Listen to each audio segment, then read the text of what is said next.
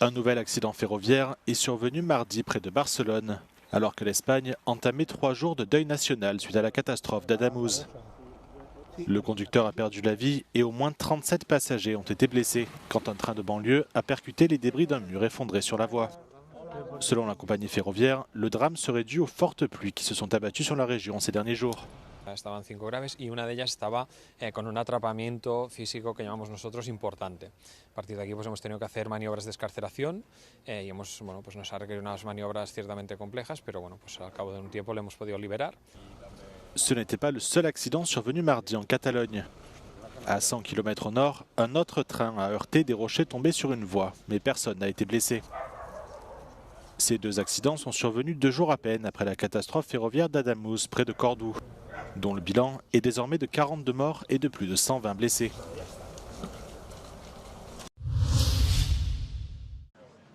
Le président américain Donald Trump a de nouveau réitéré ses menaces de s'emparer du Groenland lors d'une apparition inattendue dans la salle de presse de la Maison-Blanche. Interrogé sur les mesures qu'il était prêt à prendre pour acquérir le territoire autonome rattaché au Danemark, il a refusé de donner des détails. How far are you willing to go to acquire Greenland? You'll find out. Trump reste cependant confiant quant à la possibilité que les alliés de l'OTAN parviennent à un accord sur la question, malgré la position ferme adoptée ces derniers jours par les dirigeants européens pour défendre le Groenland et sa souveraineté. I think that we will work something out where NATO is going to be very happy and where we're going to be very happy. But we need it for security purposes. We need it for national security and even world security. It's very important. How about it?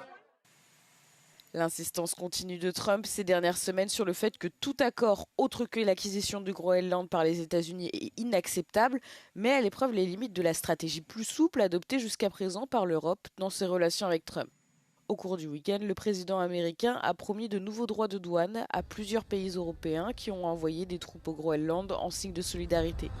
La présidente de la Commission européenne, Ursula von der Leyen, a riposté aux menaces de Trump, promettant que la réponse de l'UE sera ferme, unie et proportionnée lors de son discours à Davos mardi.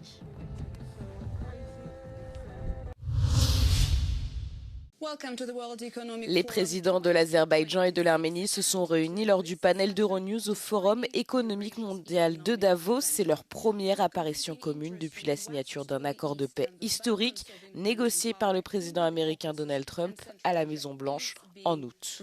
Cet accord a mis fin à 3 décennies de combats dans ce que le monde espère être le début d'un chapitre prospère pour une région marquée par un passé difficile. Le président de l'Azerbaïdjan, Ilham Aliyev, affirme que la paix est une décision active que les dirigeants doivent continuer à prendre pour éviter un conflit prolongé qui ne fait que nuire à tout le monde. We took situation into our hands and we did it.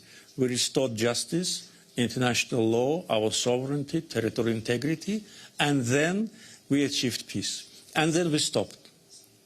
And for the leader of the country, which suffered for 30 years, to stop at the right time is a very responsible and very important decision. We could have continued.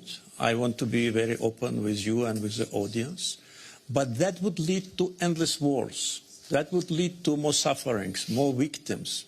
Le président arménien Varhan Khachaturian lui a fait écho dans un message similaire. Աշխարհը շատ ավելի վատ իրավիճակներ է տեսել։ Մարդկային զոհեր միլիոնավոր եւ այլն, բայց իրավիճակից դուրս ենք եկել։ Նույն Եվրոմիության այսօրվա գոյությունը պայմանավորված է երկրորդ համաշխարհային պատերազմից հետո ճանապարհների փրկրկով։ Ընդամենը 12 տարի հետո այդ արդեն համաձայնագիրը կնքվեց։ Արդեն տեսեք Երևանում մարդիկ գնում են ադրբեջանական վառելիք եւ մեքենաներ են վարում։ Տարիներ առաջ երբ որ դրա մասին խոսեիք, ինչ որ ճշտամական վերաբերմունք կար այլ կերպ ընդունվեր։ Բայց սա այն իրականությունն է, որում հիմա մենք ապրում ենք։ Les deux dirigeants ont été rejoints par le président serbe Aleksandar Vučić, qui estime que le monde se dirige vers une période sombre. Il a exhorté les dirigeants à privilégier le multilatéralisme plutôt que les intérêts nationaux. Everybody is taking care of its own national interests. Nobody cares about multilateralism. And this is the biggest mistake that all of us made in the past. And now, no one can correct it. This divorce between US and Europe is not going to be just a temporary issue. It's going to last for quite a more time, and at the end we'll all have to pay the price. Wish we had more time. Thank you very much for participating. Thank you for being here. Thank you for watching this live. Bye. Thank you.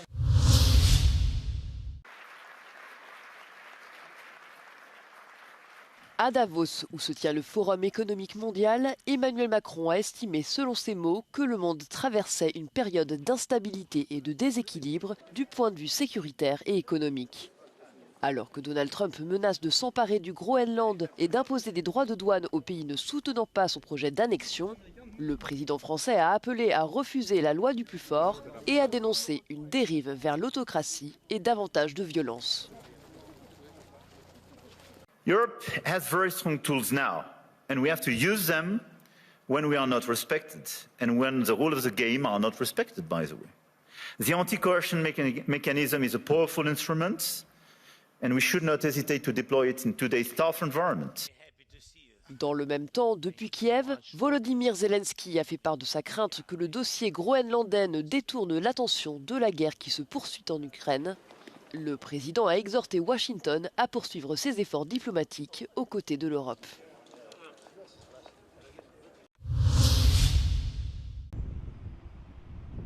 Le gouvernement britannique a approuvé mardi la construction d'une gigantesque ambassade chinoise dans le centre de Londres, malgré de vives inquiétudes quant aux risques potentiels pour la sécurité. Les détracteurs du projet craignent en effet que le bâtiment ne serve de base pour l'espionnage et n'augmente les risques de surveillance et d'intimidation des dissidents chinois en exil. Ce projet se heurte à une forte opposition depuis 2018, quand le gouvernement chinois a acheté le site de Royal Mint Court près de la Tour de Londres pour 225 millions de livres sterling. Cet immense complexe est proche des câbles souterrains à fibre optique, par lesquels transitent des informations sensibles entre les deux principaux quartiers financiers de Londres. Le gouvernement du Premier ministre Keir Starmer a reporté à plusieurs reprises sa décision ces derniers mois, suite à de multiples cas d'espionnage présumés de la part de la Chine. Mais les plans de construction ont finalement été approuvés mardi et sont désormais considérés comme définitifs, sauf contestation devant les tribunaux. Les députés de l'opposition accusent Keir Starmer de compromettre la sécurité nationale dans le but de renforcer les relations avec Pékin.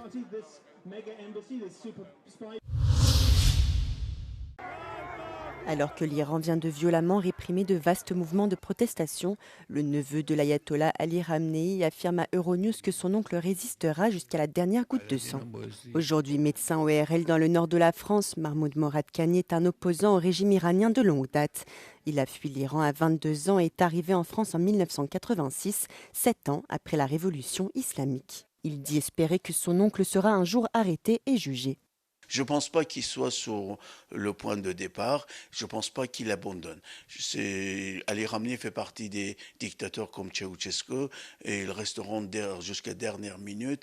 Ils croiront à leur vérité, à leurs paroles et ils ne peuvent pas accepter autre chose. Et ils vont résister jusqu'à dernière goutte de sang. Pour la première fois, le régime a évoqué ce week-end des milliers de morts, sans toutefois reconnaître la responsabilité des forces de l'ordre. Plus de 4000 manifestants ont déjà été tués selon l'ONG Human Rights Activists in Iran. Le nombre de victimes est beaucoup plus important. Et probablement le régime a vraiment ressenti un danger cette fois-ci et a voulu se montrer beaucoup plus violente pour calmer la population. Mais le peuple iranien en général, les Iraniens dans leur majorité, n'ont jamais accepté ce régime et n'accepteront pas. Et je pense que les mouvements ne vont pas s'arrêter juste par la répression. Mahmoud Moradkhani estime que le régime des mollahs s'effondrera de lui-même à la mort du guide suprême à cause de rivalités internes.